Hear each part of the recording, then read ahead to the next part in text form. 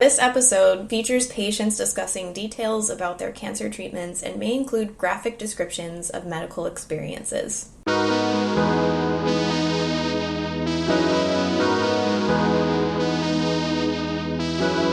You're listening to Cracking the Cancer Code, a podcast series about the researchers who use data to fight cancer. I'm Dr. Carrie Wright, a senior staff scientist at the Fred Hutchinson Cancer Center. I lead content development for the ITCR Training Network, a collaborative effort funded by the National Cancer Institute of researchers around the United States aimed at supporting cancer informatics and data science training. And I'm Candace Savanen. I'm a data scientist at Fred Hutchinson Cancer Center and the tech lead of the ITCR Training Network. We work closely with a variety of dedicated cancer researchers on the forefront of cancer informatics, shaping the field's future.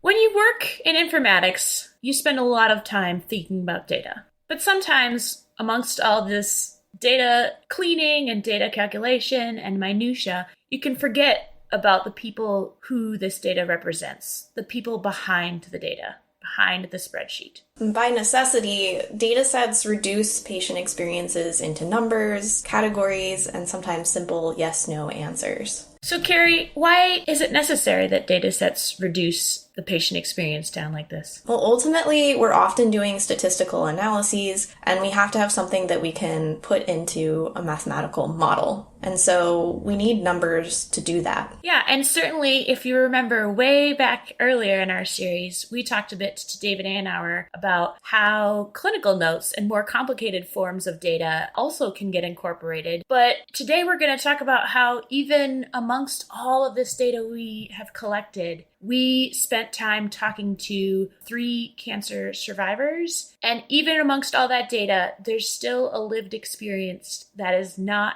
always coming through by just looking at the data.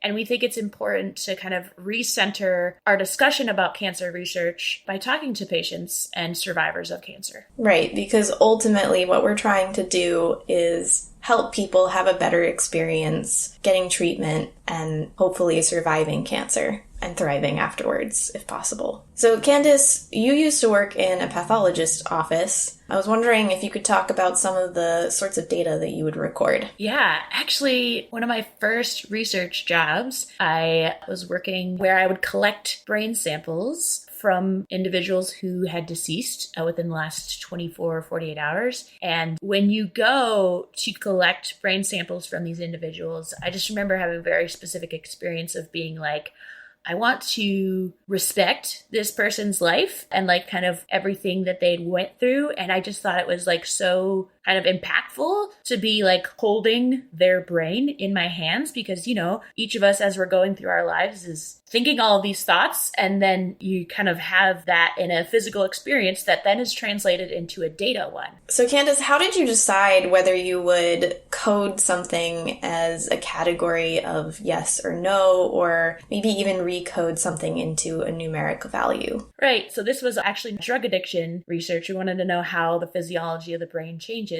But basically that meant that we had to categorize people as users of drugs or not users of drugs. And as you can imagine, even that kind of category could get very fuzzy. So we obviously would have criteria for each of our studies, and we would end up reducing this information.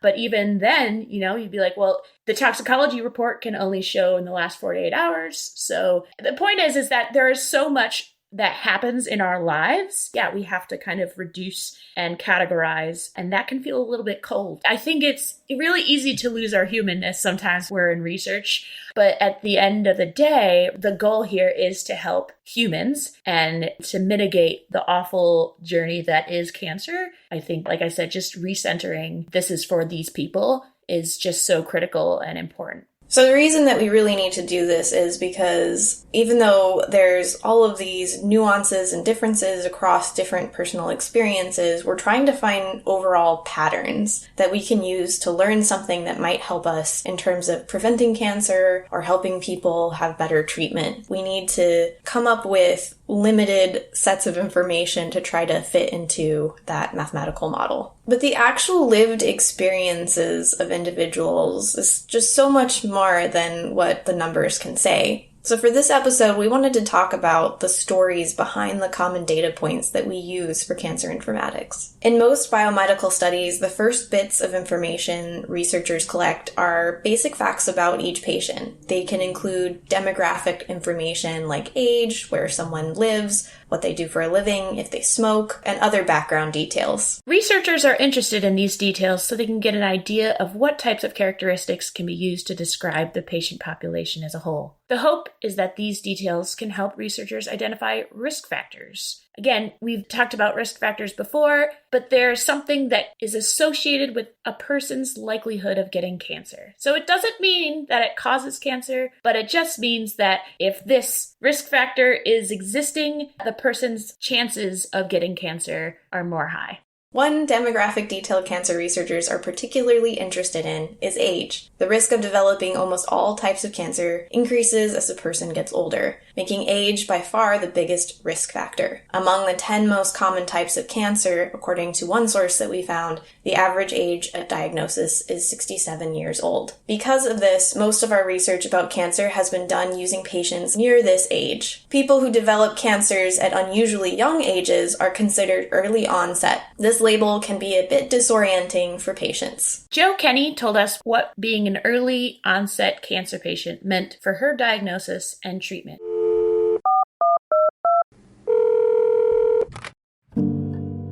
I am a 10-year survivor for breast cancer. I am what's considered an adolescent young adult as far as my grouping for cancer, which when you're a breast cancer person and you're a young adult, that kind of leaves you in the lurch with a lot of things.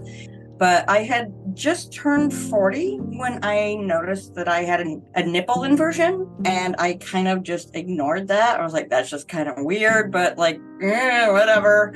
Really didn't think anything much of it. And then my next appointment with my general practitioner, I kind of printed it out, and she sent me directly upstairs to go get a mammogram and ultrasound. And again, I refused the C word in my head. I'm like, probably a fibroid, maybe a cyst, something weird. When the ultrasound tech kept going over one specific area and then left the room, and then that's kind of when the fear started coming in. So the radiologist basically said, I'm pretty sure this is cancer. We're going to set you up for a biopsy.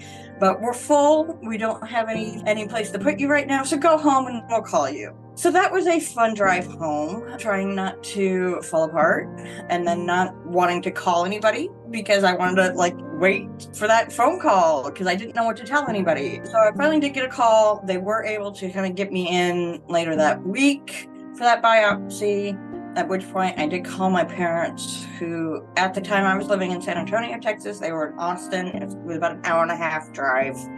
And I pretty much just fell apart on the phone. I had kept myself together for a couple of hours there after basically somebody telling me, we think you have cancer. And then so my parents basically got in the car, drove down. And my mother was with me when I went and got the biopsy. One of the things I very much remember is when we went in, everybody thought that I was there for my mother, not the other way around.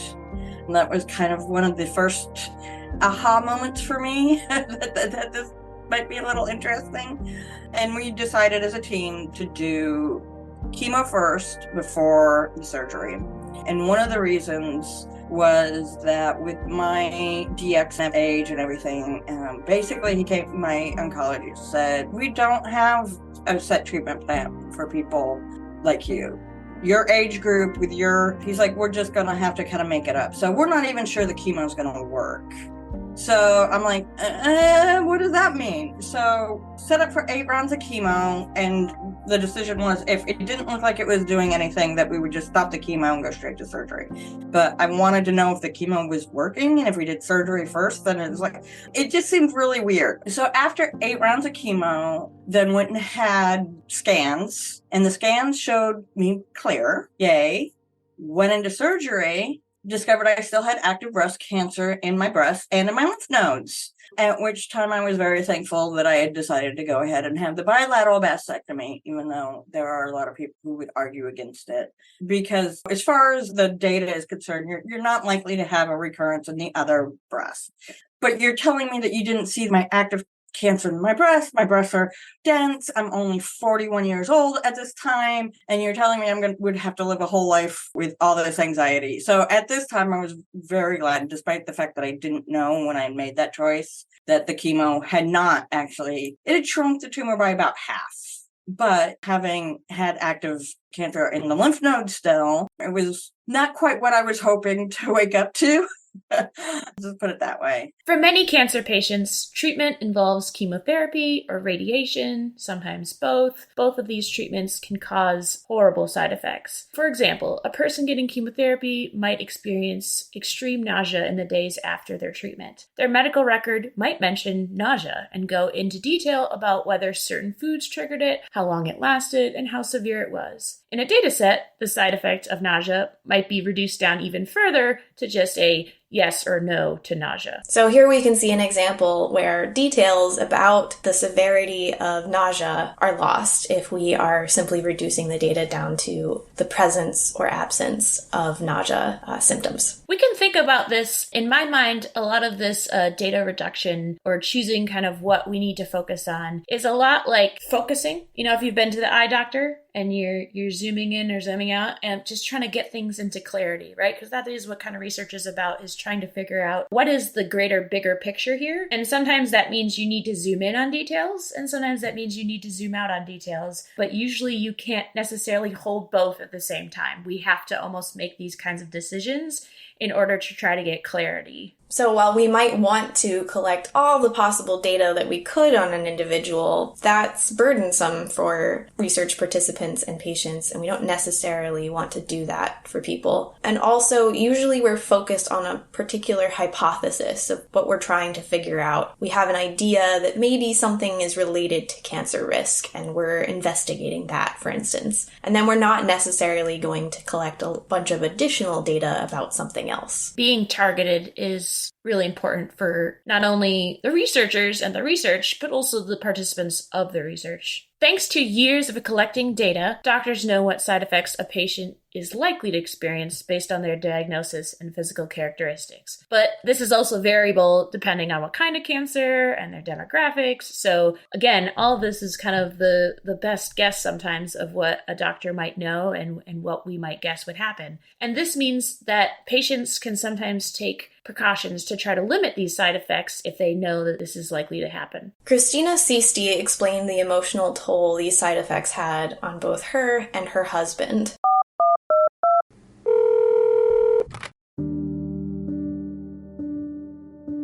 Okay, so my story is intertwined with my husband's, and he was first diagnosed in 2017 with head and neck cancer, and he did all the treatment and went through everything. I mean, it was brutal. So when he was declared NED, no evidence of disease, I was like, okay, it's done, it's over, we're good, we can move on with our lives. We were looking at getting a nice little mountain home, something just to kind of get away.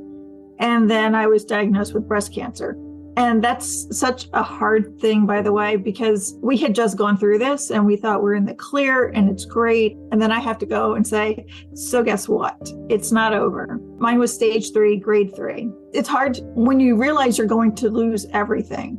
And the thought of losing my hair, which everybody comments on my hair because it's natural. But she was also upfront about the fact that because I am a natural blonde, that means my hair is thinner. So there's no guarantee that I will keep my hair.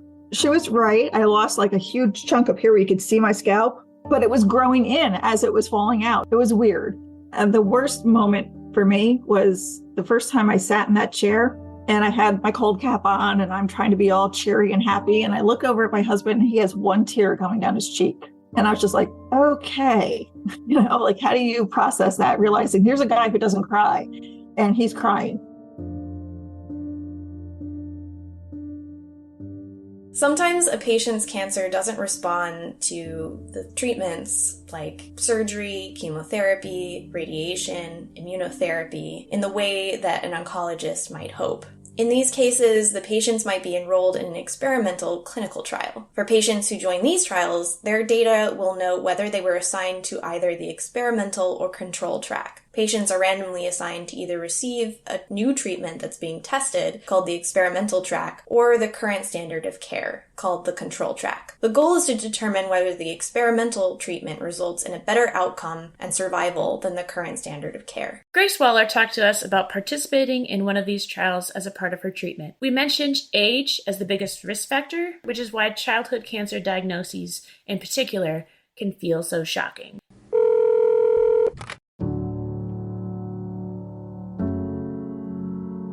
So I was diagnosed with osteosarcoma in December of 2008. I was 15 years old when I was diagnosed. Started off, I was a competitive swimmer since the age of 7, and I was a breaststroker at the time, and was just having really, really bad knee pain. And, breaststroke is a weird frog kick, so it's not uncommon to have tendonitis or a torn ligament in your knee. So I finished out the rest of the season, my swimming season in high school, and just figured, I'll rehab it in the off season. Well, I went to get an x-ray, and I remember that day they took me in to x-ray my right knee where I was having pain. And then they brought me back in to get another x-ray of my left leg. Well, it turns out that they had seen a tumor and wanted to let my parents know before telling me because I was so young. So my local doctor referred me to Rush Medical University in Chicago to get a biopsy and look at it further.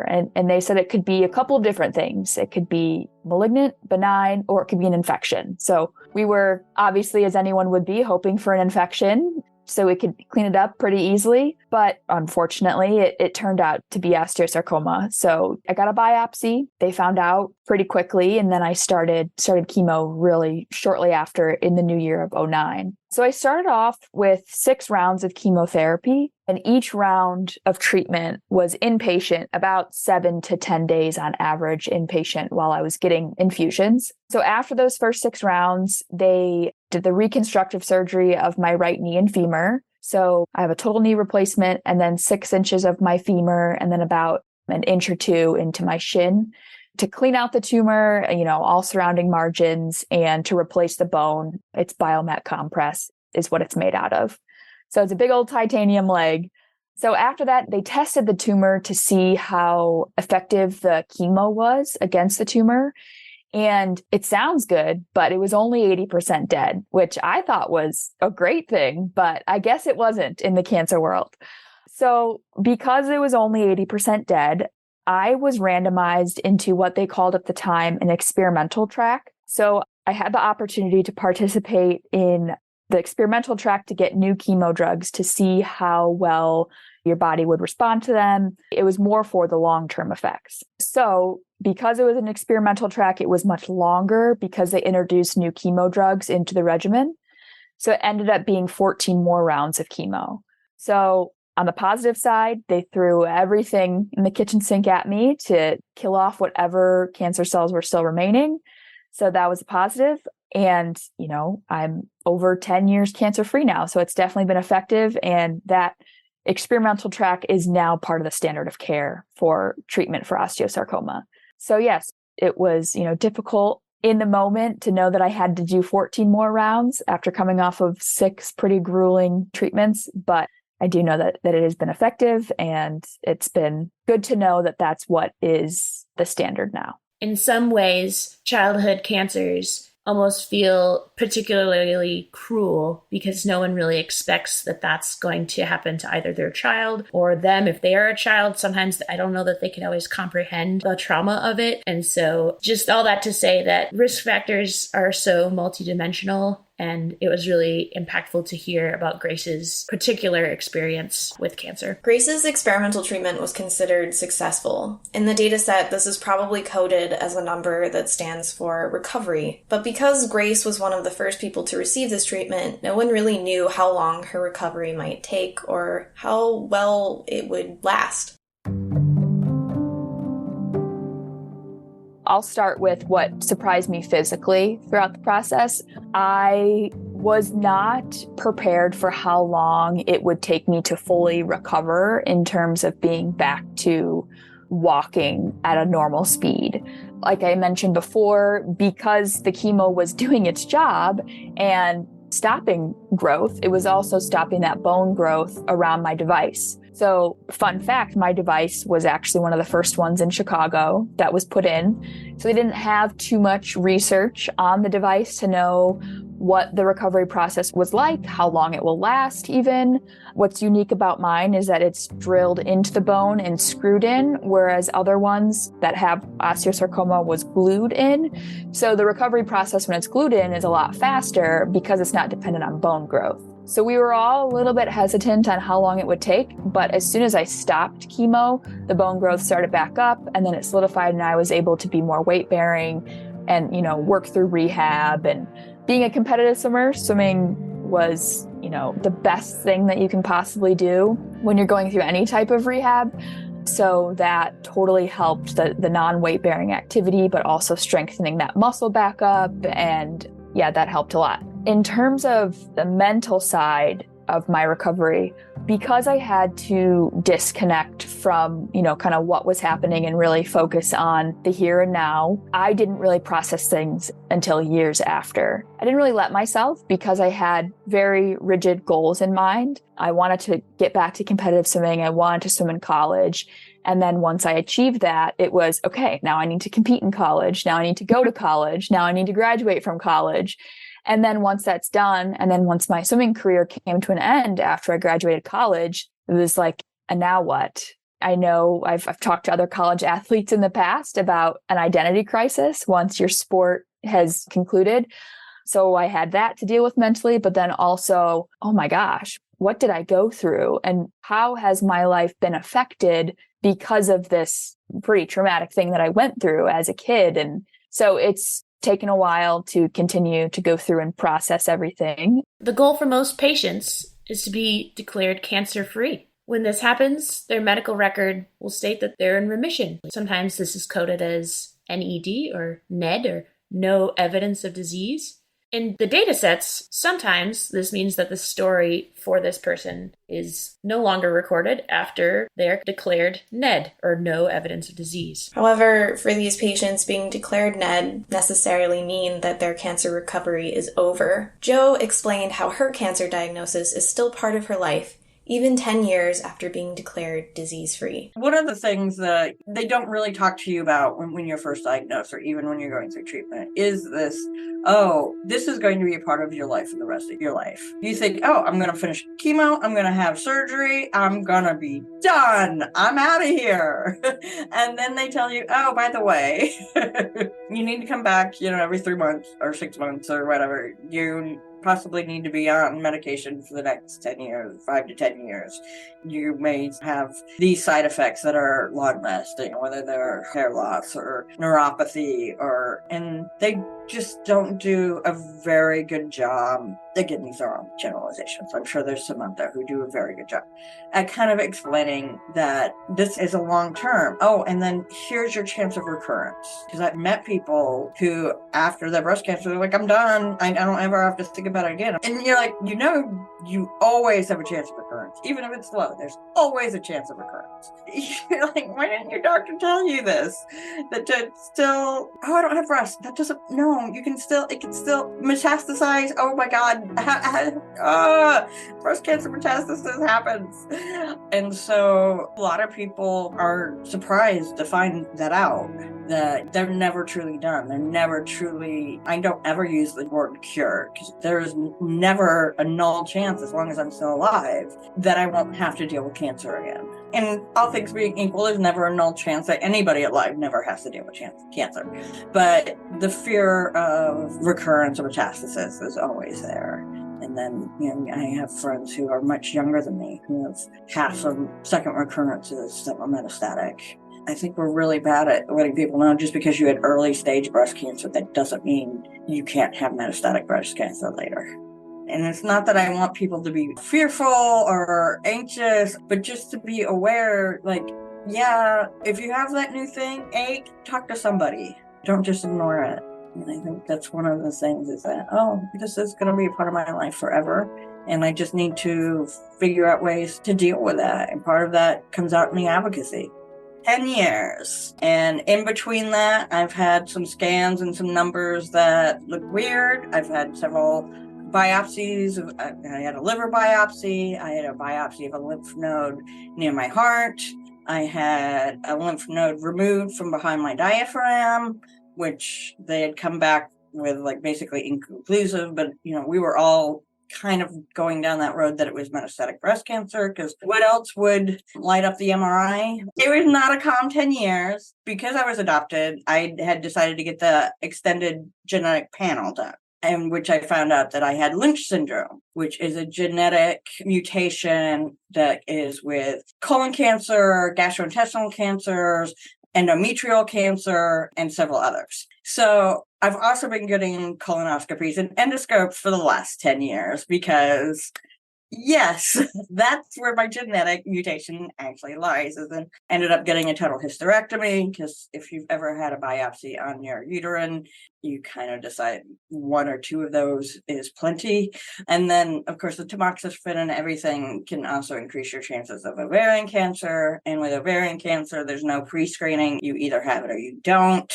So did a total hysterectomy a couple of years in. Again, just because that anxiety that hangs over you every time you go get something done. So yeah, I'll still be seeing my oncologist every 6 months.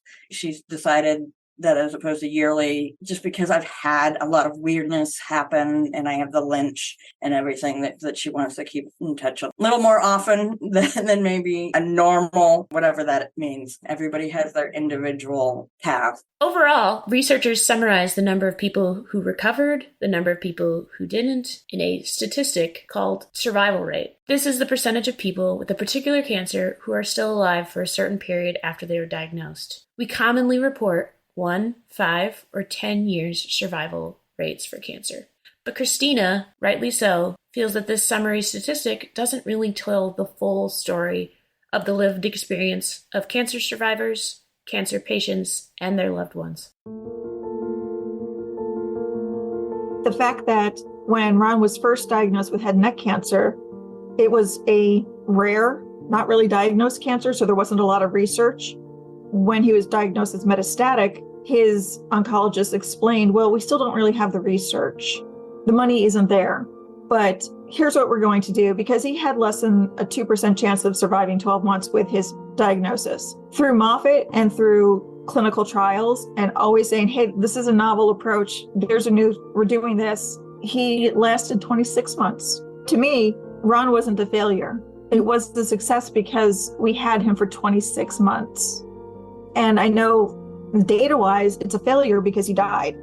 But personally, it was a success because we had Christmases with him. We had birthdays. We had things that we wouldn't have had. So I think that we have to look at what's your definition of a failure versus what's your definition of, hey, it worked. And I know that's hard when it comes to data. That's the problem, is when you add in personal thoughts or personal feelings, you can't computate that. But maybe as a side note, put it as a footnote, something that, or mention the fact that there is a variable, and that is the person. And the variable should be considered of, okay, so your success is the person lived. Failure is the person died. But put in that variable of what is failure and what is success. It's hard computation-wise, that's the problem. Right. You know? Talking to Christina really highlighted the differences and how we can learn about the lived experiences by talking to individuals, as well as learn about trends from traditional forms of data. Sometimes when we're diving too much into the details for specific hypothesis, we can lose perspective of the big picture. Talking to cancer survivors can help us not only be more motivated, but also recenter our research on the needs of those that we're performing the research for, those who have cancer and their loved ones. And some researchers are moving in a longer-term direction in terms of how they evaluate survival. This helps us to better understand what survivorship really means. The idea for this episode actually came from our podcast guests. We had begun to kind of formulate this idea of doing a podcast, and honestly, we're having a little bit of trouble knowing where to start. But Carrie and I were at a conference in 2023, and we heard Christina Sisti talk about her lived experience, about her husband's lived experience, and we found it profoundly moving and impactful. I recall that when Christina gave her talk, I looked around the room. I was feeling very moved. Many of the other researchers were as well, and some of us were moved to tears because we also have personal experiences with cancer, and we're reminded in these moments of why we're doing this. And so we thought that it would be really important to have an episode that really features the voices of those who are affected by cancer directly. We're working to mitigate the horrible experience of cancer and potentially someday rid it of its cruelty. Just make it so that way people who have had these experiences, no one in the future has to go through this. According to the NIH, a patient advocate is a person who helps guide a patient through the healthcare system. Advocates can help patients through screenings, diagnosis, treatments, and follow-up stages. This can include helping them talk with doctors, insurance companies, employers, legal representatives, and anyone else a patient might need to connect with. It also includes talking with researchers about patients. Christina sees her work as an advocate as vital for getting researchers to consider the patient and caregiver perspective in the research process. The talk that Christina gave was an extension of her work as a patient advocate. So as you might be able to tell from hearing from some of our guests in this episode, many of them have taken their experiences as patients and cancer survivors and used it to support other current patients, whether as patient advocates or otherwise. I remember in my speech, I was talking about how Moffitt has Moffitt Day, where we go up to Tallahassee to talk to legislators. In each group, there is a researcher, whether it's, an ITCR or otherwise. And they heard our stories and they interacted with us. I mean, they were able to ask us questions. We're there to help them understand, not just legislators, but researchers to understand, here's our reality. Here's what we need. Here's what we would like people to know. And at the end of the day, talking to the researchers, they said this was eye-opening. They didn't understand what it was they were really doing until they met patients and listened and saw. And so I would say that if there is a patient advocacy group associated with where they're at, get involved, go in, talk, see if you can just listen. I mean, that to me is one of the biggest communication skills that's overlooked is listening. This is what you're doing. This is how it impacts. These are the people that ultimately you're going to try and save. And if not them, then, there's people behind them coming up. Patients and family members are more than happy to talk to oncologists, researchers. Take that opportunity. Obviously, it doesn't have to be miles from Moffitt, but if your cancer center has something like a huge fundraising event where patients and families are involved, go to it. Make a point of talking to at least one patient, at least one family member or friend. I am heartened by the trend to involve patients and caregivers. 10 years ago, it wouldn't even be a thing. So the fact that there is this acknowledgement that the patient voice or a caregiver voice is important in the process shows me that we as a community, patients and caregivers, are being recognized that what we go through matters and it counts. And people want to know, well, what do we need to know about your condition? For Grace, being an advocate for kids with cancer and for increased funding for childhood cancer research is how she's able to give back. And it's also how she can help future kids get to be just kids while growing up. It's also helped her process her cancer and what she went through as a child herself. So personally, while I was going through it, it was a very ambiguous topic to me. One, I was so young. Two, I kind of had a disconnect and just focus on getting through to the next day. But I do remember, and what's stuck with me since then is the lack of funding for childhood cancer. And what is it? Some like 4% of the total budget goes to childhood cancer rather than adults. And it's hard to reconcile with because we're always talking about how children are the future. Well, we need to protect our children. We need to help them and pour more money and resources into childhood cancer. So I'm in the middle because as I've kind of grown and processed the experience, I've gotten a little bit more into helping kids in the cancer world. And I've always focused on, how can we support them and, donate money to them and fund it, but not so much in the like deep dive research a ton because it's a little raw still. And I know that it is more rare. Childhood cancer is more rare than, adult, and there's less variants to or subsets of cancer. However, it's formally defined, but it's true. You kind of, see the patient or the person more as a number or a statistic or within spreadsheets and kind of lose that connection to who they really are as a young little kid. Jo views communication between researchers and cancer patients as a way to rebuild trust between biomedical researchers and communities that have been harmed in the past. We're here, we want to help, and even though we don't necessarily always understand what you're talking about, again, if you could take those 5 minutes and explain it to us, A, that proves to me you know what you're doing, and B, that gives me a reason to support you. And so you probably even more importantly is, as somebody, you don't go and do doctorate if you don't like doing research and going to school just kind of for the sake of doing it. But it's so easy to kind of get lost in the work and to kind of forget. I think for the vast majority of people who are in cancer research, there's a reason you got into cancer research. It's not the money. It's not, it's not the fame. So just always try to keep in mind through that data, through those long hours, what is going to be the impact of this and how is this moving things forward? Because as much as I love doing research just for the sake of doing research, we don't have that luxury when it comes to cancer research. You need to make sure that we're pushing things forward. We very much get lost in the data and we can find ourselves forgetting why we're here. So just kind of look up every once in a while and remind yourself, how is this moving the state forward? And if you need to, ground yourself by talking to a patient advocate. Just have that conversation to remind yourself, why you're here. And so building those relationships take time and they take effort. You have to have the communication. And I see that still lacking so much in a lot of places, that we're still not having that communication. We're just saying, trust us, but we're not showing them why. We sometimes have to take off that hat of, I'm the expert, you just do what I say, and go, I understand you're having anxiety. I understand you're confused. Let me try to address those actual concerns. And until we actually address the concerns, we're not going to be listened to.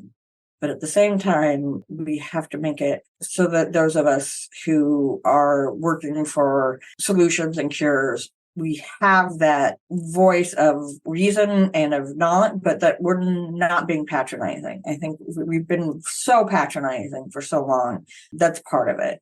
And that you can't just talk down to people and expect them to believe you just because you have that air of authority. You have to earn it.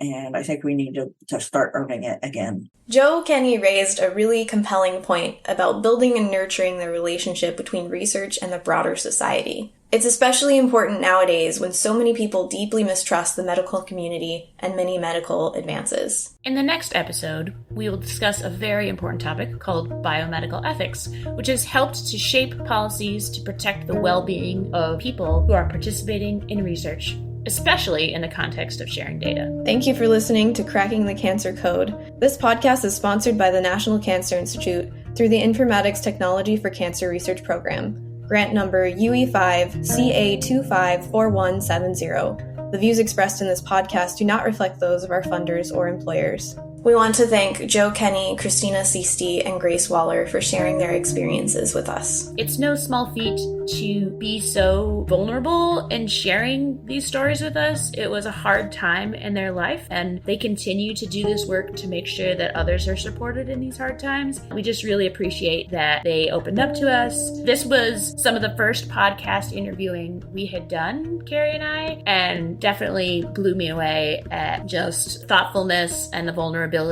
and their continued work. The other thing that I found important in talking to these cancer survivors is not just kind of a recentering and a motivation for our larger work, but kind of a relearning on what can we do just as humans, not just as researchers, but as humans to help support them in their individual lives. If they have, which they almost everyone at some point will probably have a loved one who has cancer. It's very likely. And so talking to these cancer survivors was very helpful for me as a human being and not as a researcher to just understand how can I be supporting them in their potentially darkest hour of their life. And so some of the best advice that we got from them was actually sometimes they just need a bit of normalcy and don't disappear. Just be there. Even if you feel awkward or like you're doing it wrong, you just being there, sending memes is what Grace had told us. So that way they can feel a little bit like, especially if they are younger folks, feeling like they aren't totally missing out on life. And just Christina had also told a really impactful story about how her friend just came over and sat in her pajamas and they ate ice cream or whatever. And just because she told her, I just got through chemo, I'm a mess, you don't want to come over. And she was like, I'll be a mess too. Let's go be a mess together. Those kinds of stories from these cancer survivors I just found very impactful, and that we all as humans, researchers or not, could benefit from practicing that kind of support for others more. Another reoccurring theme that we unfortunately heard in talking to all of these guests is that all of them lost people by having cancer. They all had people who just didn't quite know what to do, didn't know how to help, so they just kind of gave up, and that really hurt them. They attributed this to people being scared or confused about how to best support them. So one thing that you can do that's really helpful is to just stick with it and keep sending little messages. Just keep trying. The cancer survivors, they know you can't solve their cancer for them. That is what their doctors are for. But what you can continue to do that's super helpful is just be their friend and be there for them. So why is talking to cancer advocates so helpful for researchers and something that's unfortunately somewhat neglected? Well, advocates can give information about what treatments are really possible together, what the experience is like for a patient, so that we don't start working on hypotheses that don't really make sense. We think that data like this can help cancer survivors and cancer patients be better supported in all of the ways that humans need to be supported.